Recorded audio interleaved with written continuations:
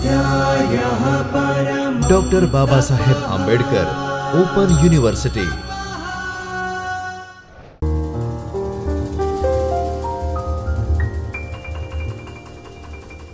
નમસ્તે મિત્રો doctor Baba Saheb Ambedkar open યુનિવર્સિટીના જ્યોતિર્મય પરિસરમાંથી હું ધવલ પંડ્યા આપનું હાર્દિક સ્વાગત કરું છું।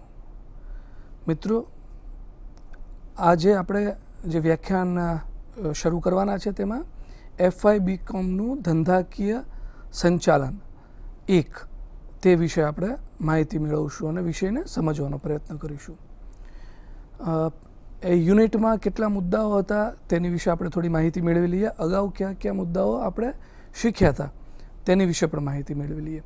તો શરૂ કરીએ ધંધાકીય સંચાલન 1, જેમાં હ્યુમન રિસોર્સ મેનેજમેન્ટની માહિતી આપવામાં આવે છે। મિત્રો, આપ સ્ક્રીન પર જોઈ શકશો કેટલા એક યુનિટમાં કેટલા મુદ્દાઓ આપેલા છે। ટોટલ 14 મુદ્દાઓ આપેલા છે અને પહેલું યુનિટ છે આ માનવ સંસાધન સંચાલન। એમાં આપણે અગાઉ મિત્રો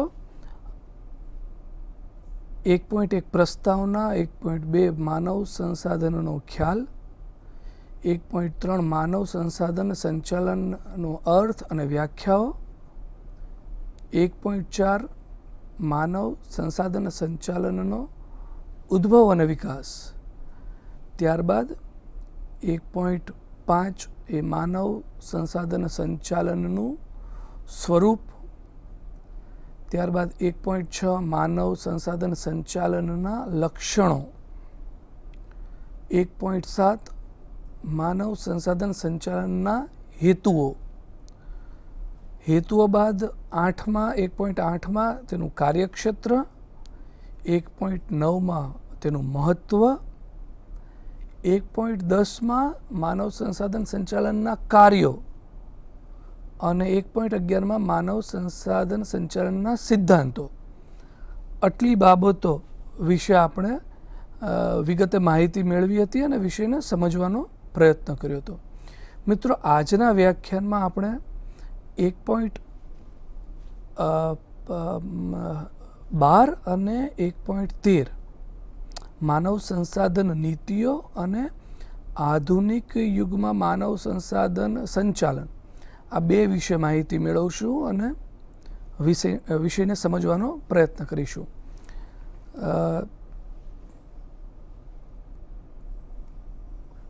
ફરીથી આ પૂરી ડિટેલ એકવાર આપ નોટ કરી લો, જેથી કરીને કંઈ રહી ન જાય। અગાઉના વ્યાખ્યાનમાં આપણે માનવ સંસાધન સંચાલનનો ખ્યાલ, વ્યાખ્યા, તેનો ઉદ્ભવ અને વિકાસ, ત્યારબાદ આપણે સ્વરૂપ, લક્ષણો, હેતુઓ અને એમાં પણ અન્ય હેતુઓ પણ હતા એ વિશે પણ માહિતી મેળવી હતી અને વિષયને સમજવાનો પ્રયત્ન કર્યો હતો। ત્યારબાદ આપણે શું શીખ્યા હતા મિત્રો?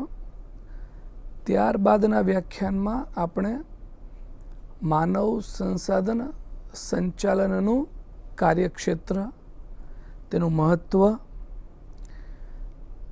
એ ઉપરાંત માનવ સંસાધન સંચાલનના કાર્યો કયા કયા હોય છે એ વિશે પણ માહિતી મેળવી હતી અને તેના સિદ્ધાંતો વિશે પણ વિગતે માહિતી મેળવી હતી અને વિષયને સમજવાનો પ્રયત્ન કર્યો હતો। આજના વ્યાખ્યાનમાં મેં કહ્યું એમ મિત્રો, આજના વ્યાખ્યાનમાં આપણે પહેલા યુનિટની બે બાબતો, માનવ સંસાધન સંચાલનની નીતિઓ કઈ કઈ હોય છે, નીતિઓ વિશે વિગતે માહિતી મેળવશું અને ત્યારબાદ આપણે વિષયને સમજવાનો પ્રયત્ન કરીશું। શરૂઆત કરીએ મિત્રો। તો શરૂઆત કરીએ માનવ સંસાધન સંચાલનની નીતિઓ। માનવ સંસાધન સંચાલન ની નીતિઓ એ ધંધાકીય એકમ દ્વારા માનવ બળને મેળવવા, તાલીમ આપવા, મૂલ્યાંકન કરવા અને વળતર ચૂકવવા માટે અમલી બનાવવામાં આવતા વૈધિક નીતિ નિયમો કે માર્ગદર્શિકા છે. આ નીતિઓ સરળતાથી ઉપયોગ કે અમલમાં લઈ શકાય તેવા વ્યવસ્થિત સ્વરૂપમાં હોય છે. તે કાર્યસ્થળે કર્મચારીઓની સત્તા, ફરજો, જવાબદારીઓની સ્પષ્ટતા કરે છે. એટલા માટે કે જેથી કર્મચારીઓ અને સંચાલકો વચ્ચે તે સંદર્ભે કોઈ પણ પ્રકારની ગેરસમજણ પેદા ન થાય. આ નીતિઓ લેખિત સ્વરૂપમાં હોવી આવશ્યક છે કે જેથી નીતિઓ અંગેની સ્પષ્ટ સમજણ દરેકને મળી રહે અને સમગ્ર એકમમાં તે પ્રામાણિકપણે સતત અમલી બની રહે. માનવ સંસાધન નીતિઓનું યોગ્ય ઘડતર કોઈ પણ એકમને ચિરકાલીન સફળતા તરફ દોરી જાય છે. મોટા ભાગે સંચાલકો, કર્મચારીઓ અને નિષ્ણાતો લેખિત નીતિઓ હોવા પર વધુ ભાર મૂકે છે, જેથી તેના અમલીકરણમાં તથા કોઈ તેમાં વિવાદ ઉદ્ભવે ત્યારે દરેક બાબત લેખિત સ્વરૂપે સ્પષ્ટ રીતે રજૂ કરેલી હોવાથી ઘણી ગેરસમજણો નિવારી શકાય છે.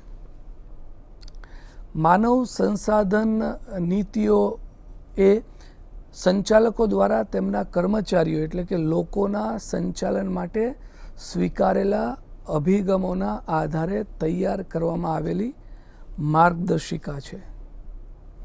માનવ સંસાધન સંચાલન જ્યારે ભરતી, પસંદગી, બઢતી, વળતર વગેરે જેવી બાબતો સાથે નિસ્બત ધરાવે ત્યારે આ નીતિઓને સંદર્ભ તરીકે ધ્યાનમાં રાખી નિર્ણયો લે છે. એક આદર્શ માનવ સંસાધન નીતિ હંમેશા સંચાલકો દ્વારા અપનાવેલ અભિગમ પર આધારિત સર્વ સામાન્ય માર્ગદર્શન પૂરું પાડે છે. સામાન્ય રીતે ધંધાકીય એકમ માનવ સંસાધન નીતિઓના ઘડતર સમયે કઈ કઈ બાબતોનો ધ્યાન રાખે છે અને સમાવેશ કરે છે તે બાબતો હવે આપણે જોઈએ.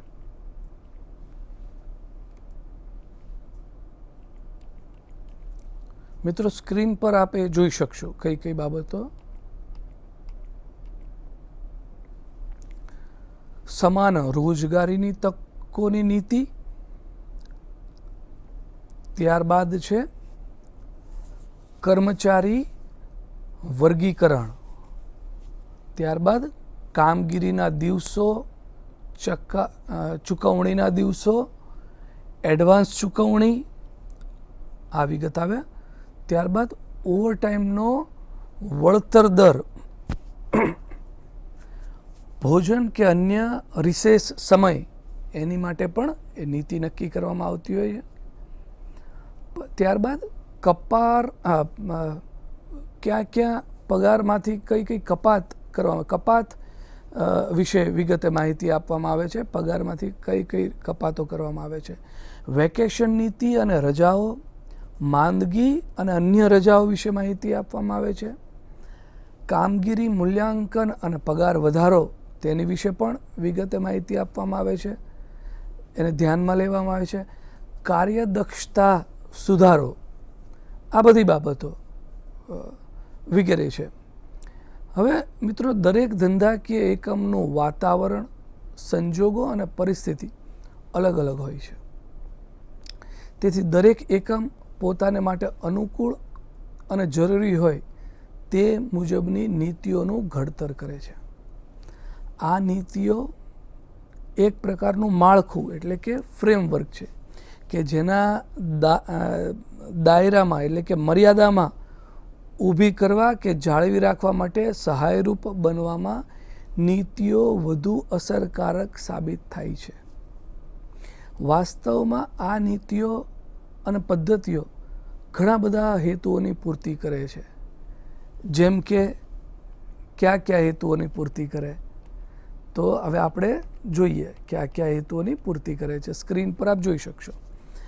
તે રોજગારીની શરતો કે નિયમોની બાબતમાં એકમ અને તેના કર્મચારીઓ વચ્ચે સ્પષ્ટ માહિતી સંચાર શક્ય બનાવે છે. બીજું છે, તેનાથી તમામ કર્મચારીઓને વ્યાજબી રીતે અને સસમાનતાના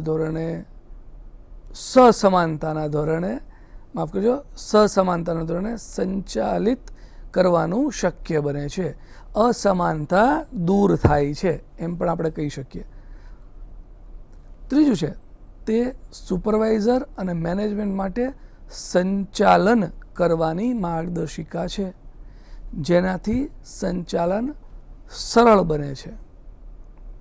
મિત્રો, ચોથું છે, તે કર્મચારી માટેના નિયમોની હેન્ડબુક તૈયાર કરવા માટેનો આધાર બને છે. બહુ જ મહત્વનું છે. હેન્ડબુક તૈયાર કરવા માટે નિયમો, નીતિ એ આધાર બને છે. તે કર્મચારીઓને અસર કરતા શક્ય બદલાવોનો નિયમિત રિવ્યૂનો આધાર બને છે, પણ મહત્વનું છે. છઠ્ઠી બાબત છે, તે સુપરવાઇઝર તાલીમ કાર્યક્રમ અને કર્મચારી ઓરિએન્ટેશન કાર્યક્રમ આ બંને માટેની માહિતીનો આધાર બને છે. મિત્રો, આટલી માહિતી મેળવ્યા બાદ માનવ સંસાધન નીતિઓના ઘડતરમાં રોજગારીની તમામ પરિસ્થિતિઓમાં એકમની નીતિઓ અંગે તથા તેના વ્યાજબી અને સમાન અમલીકરણ માટેની બાબતો અંગે સ્પષ્ટ ભાષામાં જણાવેલું હોવું જોઈએ. માનવ સંસાધન નીતિઓ મુખ્યત્વે એકમના રોજબરોજની સમસ્યાઓ કે પ્રશ્નોના નિરાકરણ માટે લેવાતા જરૂરી નિર્ણયોને ધ્યાનમાં રાખીને ઘડવામાં આવે છે. આ બહુ જ મહત્વની બાબત છે. રોજબરોજના બાબતને ધ્યાનમાં રાખવામાં આવે છે. માનવ સંસાધન નીતિઓના ઘડતરની પ્રક્રિયામાં કઈ કઈ બાબતો, તત્વોનું મૂલ્યાંકન કરવામાં સમાવેશ થાય છે તે જોઈએ.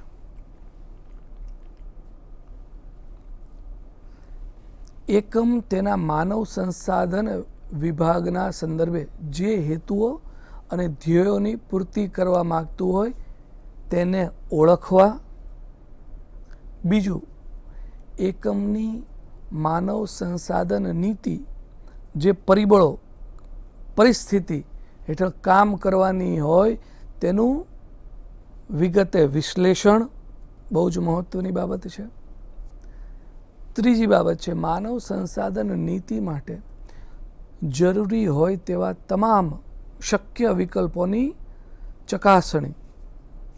ચોથી બાબત છે, નીતિને સહાયક તંત્ર વિકસાવીને નીતિનું અમલીકરણ.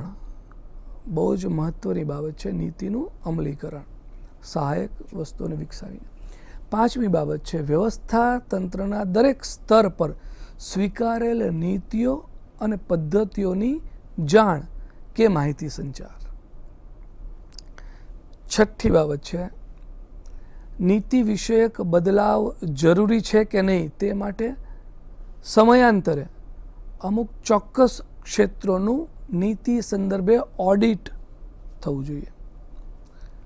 એ જ રીતે સાતમી બાબત, એકમની વર્તમાન જરૂરિયાતોને ધ્યાનમાં રાખીને નીતિઓનું સતત પુનઃ મૂલ્યાંકન અને પુનઃ સુધારણા.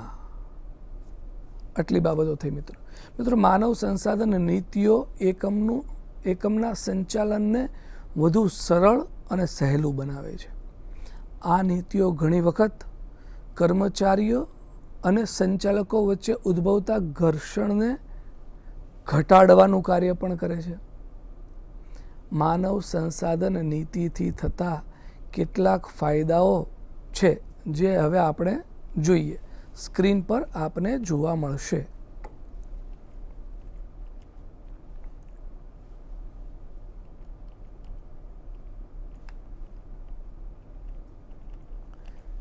એ મિત્રો ફાયદાઓ આપણે સ્ક્રીન પર નથી રાખતા, હું આપને સમજાવું છું. તે મેનેજરને નિર્ણયકરણના વિવિધ સ્તર પર તેમના ઉપરી અધિકારીના સંપર્ક કર્યા વગર નિર્ણયો લેવામાં મદદરૂપ થાય છે. એટલું જ નહીં, મદદનીશ અધિકારીઓ જવાબદારી સ્વીકારવા માટે વધુ તત્પર બને. આ કારણથી તત્પર બને કારણ કે નીતિઓ તેમણે શું કામગીરી કરવાની છે તે બાબત વધુ સ્પષ્ટ કરે છે અને તેઓ તેમણે કરેલી કામગીરીને યોગ્ય પુરવાર કરવા માટે લેખિત નીતિઓ આધાર તરીકે પણ રજૂ કરી શકે છે. આ એક બાબત થઈ ફાયદામાં. બીજો ફાયદો, તે લાંબા ગાળાના કર્મચારી કલ્યાણ માટેની ખાતરી આપે છે તથા કર્મચારી અને સંચાલકો વચ્ચે સુમધુર સંબંધો બાંધે છે અને તેમની વચ્ચેના મતભેદો ઘટાડે છે. આદર્શ રીતે ઘડેલી નીતિઓ લાંબા સમય સુધી એકમના તમામ કર્મચારીઓને એક સરખી રીતે માર્ગદર્શન આપી રહે છે. બહુ જ મહત્વનો આ ફાયદો છે. ત્રીજો ફાયદો મિત્રો, તે એવી માર્ગદર્શિકા છે કે જેને લીધે મેનેજર્સ વચ્ચેના વ્યક્તિગત અહમ કે મતભેદો કે ઘર્ષણ પણ એ ઘટાડે છે. બહુ મહત્વની. ચોથો ફાયદો, તેને લીધે તાત્કાલિક નિર્ણયકરણ શક્ય બની શકે છે કારણ કે નીતિઓ અનુસરણના એક પ્રમાણિત ધોરણ તરીકે કામ કરે છે. તે એક સમાન સ્વરૂપની વારંવાર ઉદ્ભવતી સમસ્યા કે પ્રશ્નોના નિરાકરણ માટેના સમય અને શક્તિનો બગાડ થતો પણ અટકાવે છે. પાંચમો ફાયદો મિત્રો, તે નીતિઓના અમલીકરણના લાંબા સમયગાળા સુધી એકરૂપતા બક્ષે છે. તેથી એકમમાં તે દરેકને એક સમાન રીતે લાગુ પડે છે. તેથી દરેક કર્મચારી જાણે છે કે કયા પ્રકારના સંજોગોમાં એકમ કયા પ્રકારનું વર્તન કરશે. આમ નીતિ સંચાલકોના વર્તનની એક તરહ નક્કી કરતી હોવાથી દરેક કર્મચારી વધુ આત્મવિશ્વાસથી પોતાની કામગીરી કરે છે.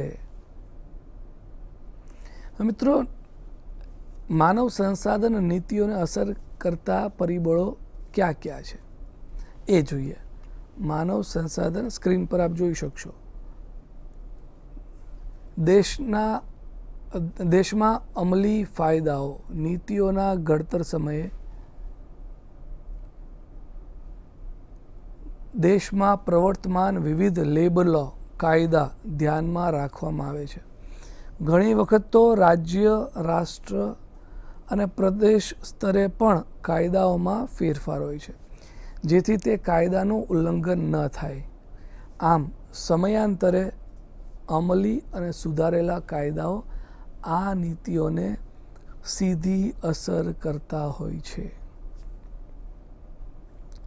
બીજું,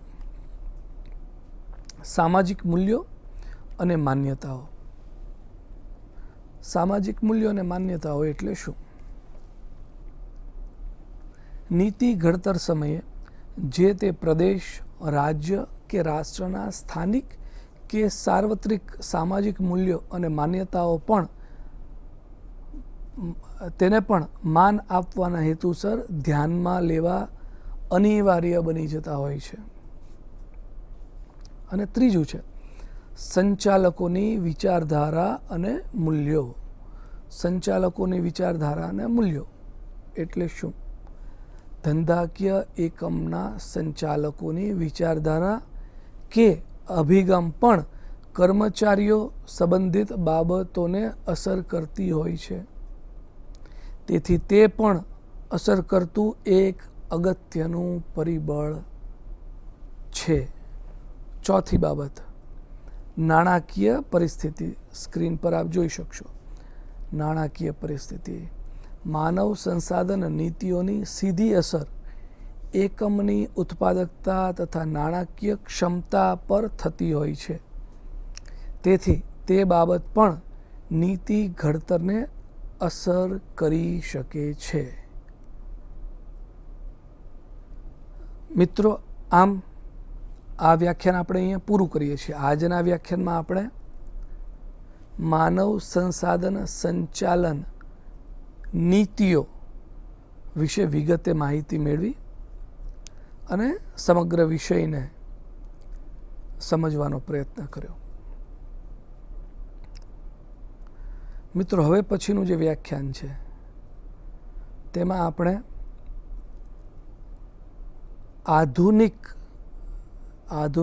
યુગમાં માનવ સંસાધન સંચાલન વિશે અને તેની સાથે સાથે માનવ સંસાધન વિકાસ વિશે વિગતે માહિતી મેળવશું અને વિષયને સમજવાનો પ્રયત્ન કરીશું. ત્યાં સુધી રજા આપો. નમસ્કાર. स्वाध्यायः